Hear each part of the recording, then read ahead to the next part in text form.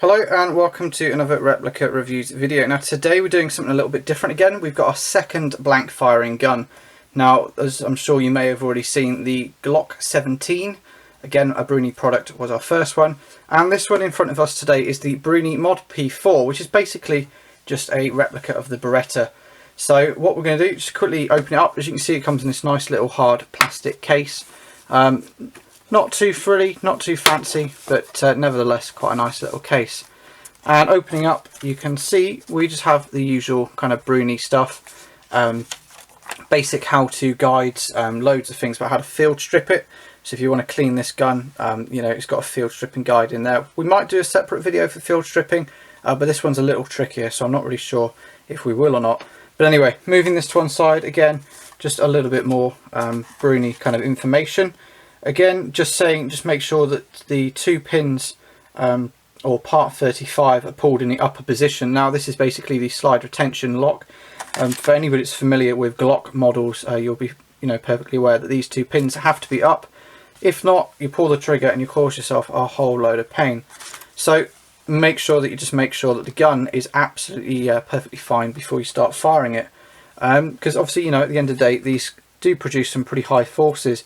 Only other thing that's included is this little cleaner here. Now it's essentially just a replica kind of barrel cleaner, just a little wire brush. It is quite useful for when you're cleaning. Obviously you're not going to need it for the barrel because it's all capped over, but it's useful just to get down inside the trigger and all the rest of the assembly there, which is quite handy. And then obviously the gun itself. Now you can see this is the UK kind of legal version in the two-tone.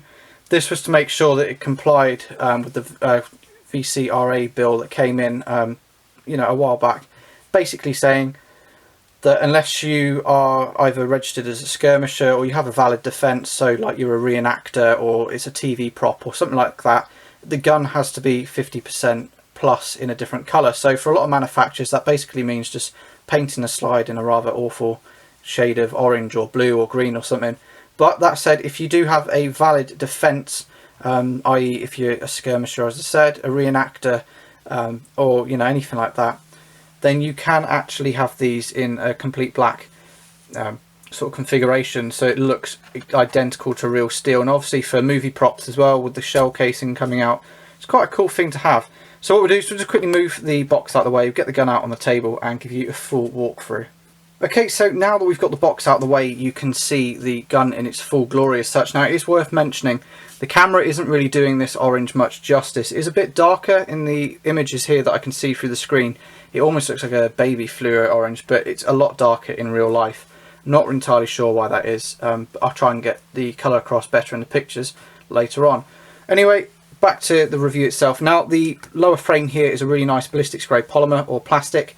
Nice and lightweight and exactly the same as the actual Beretta, so quite authentic in that kind of respect. You do have a useful little pistol lanyard here if you're using it in a holster configuration. I can imagine that'd be quite handy. Functioning magazine release catch here. It's quite stiff, obviously being a brand new gun, but it does release the magazine, and obviously this is a full-size dropout mag, so it needs to fit 8mm blanks. Quite handily, you've got these little ports just drilled in here, so you can see how many rounds that you've put in, much like an authentic kind of pistol, which is a nice feature. It's not a big magazine. There's no way on earth you could put actual rounds in here. I have been asked on the previous video how easy these are to convert to 5 live rounds. Basically, not at all.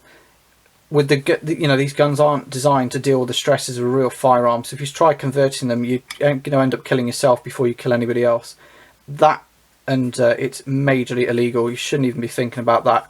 The way I kind of see it and the way I've described it to people before, if you're thinking about how to convert these to like 5 live rounds, you shouldn't be anywhere near them, and your place rightfully is in a prison cell somewhere. But anyway, that's a different video and a different rant. So put the magazine back in. Other features on this gun include the ambidextrous safety catch here. Again, a little bit stiff, but I think that's because the gun is brand new. But if I flip it over, you can see that it is ambidextrous, and you do get this rather nice little red marking that shows it's on live. I always try to explain this to people. If you're unsure, if you can see the red lights mean danger quite often. So if you can see the red light, your gun's live, and you can cause whatever kind of you want to do.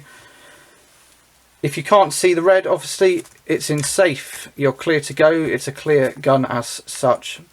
Obviously it still could have a round in the chamber, but you can't fire it. The trigger is completely non-functioning while the safety catch is on. The slide release catch here is perfectly functioning as well. If I obviously putting it back onto fire, cock it back like so, you can see obviously because the magazine's in, it's registered that the last round has been ejected, and it locks back automatically. Simply take the magazine out, load your new magazine in, release the slide forward, and you're ready to shoot again. Now this isn't on both sides, this is just a single sided feature. And obviously you've got the takedown levers here. Now these are figure 35 on the takedown description, and these are basically the way to take the pistol down, but we'll do that in a separate video. As I said, it is quite a tricky process. It's shredded my fingers trying to learn how to do it, so we might do it, we might not. As for markings, obviously not being a licensed replica of the Beretta, you don't have any of the Beretta markings. You do just get the little Bruni logos here, some Bruni decal kind of etching on the side there. You can see Bruni Mod 94 or P4, sorry, on the side. Made in Italy. These are Italian made guns. They are, you know, relatively good quality. And obviously being a blank firer, the ejection port is completely functional. You see the top of the magazine there. If I take the magazine out, you can see it disappears. Now the blank just sits in the little bit of the barrel here. Obviously it needs to be seated in, so it's not an outer battery kind of explosion or anything. It does get seated. And then the ejector pin just drags the shell out when it's recoiling back. Obviously, for anybody that's familiar with blowback pistols, this is where it originates. Obviously the slide needs to move back for it to cycle the shell casing out and then feed the new shell in. Now apart from that, there's not really much more to say about this pistol. The slide is metal, as I'm sure you'd expect from blank firing gun, as are all of the internals and parts on it. It is a very authentic feeling pistol. To be completely honest with blank firing guns, unless you're reenacting TV props, that kind of thing, I'm not really sure anybody, you know, they are fun to get out from time to time, but blanks are quite expensive. And, you know, I think really long and hard, because at the end of the day, you can't, you know, I mean, you could take it into a skirmish field if your sight allows it, that is, and, you know, make it a little bit more realistic sounding with somebody letting off gunshots. I don't know of a site that would allow this. Some may, but, you know, that's a whole different kettle of fish. But, you know, these certainly aren't for back garden use. You cause somebody a lot of distress letting these things off in what seems like the relative safety of your garden. Unless you know your neighbours and your neighbours know you, you could get yourself in a whole heap of trouble. But if you can afford one, you've got a good reason for it, then definitely go for it. They are great fun to use. They're as close to firing a real pistol as such as you'll get in the UK, unless you join the armed forces or any of the public services that use pistols. In sense of authenticity and sort of realism, obviously you get the bang, you get the recoil and a bit of smoke come out. Obviously just no projectile. You know, you can't use this for target practice or anything. So if you want kind of realism and target practice, definitely go for like a blowback pistol, sort of an air gun or an airsoft pistol, whatever, depending on kind of what your persuasion is. But if you just want something that's realistic, obviously for TV props, you get the shells coming out the side. They are, you know, they are fairly realistic. They do have their place on the market. To me, they are, you know, they're expensive for what they are. I wouldn't have a problem spending out, you know, the money that the companies ask for these guns if I could use it for target shooting or things like that. But, you know, each to their own. The slide is a bit of a put off for me. Obviously I understand why the VCRA bill came through, and it is to reduce the people out there that are using these things inappropriately. Now obviously you can, as I'm sure many people will ask in the comments, can I just respray the gun? Now you can buy it two-tone. You can't change the colour of the slide unless you do have a defence. Otherwise you're essentially making an imitation firearm, and you can get yourself in a whole heap of trouble there. As for buying and selling these things, if it's in the current configuration that you see in front of you with the plus 50% fluoro orange, all you need to do is just be over 18 and you can go in and buy one of these. Or you can use them if somebody's bought one for you and you're over 14. I'm pretty certain it goes under the same kind of thing as air guns, but you do need to be supervised. I might be wrong there, feel free to correct me if I am. But the general rule of thumb is you got to be over 18 to buy, you know, the ammunition or the gun. So you know, you may as well wait till you're 18. As for converting it, it's a whole kettle of fish I don't really want to go into. And as painting the slide, I can't condone that.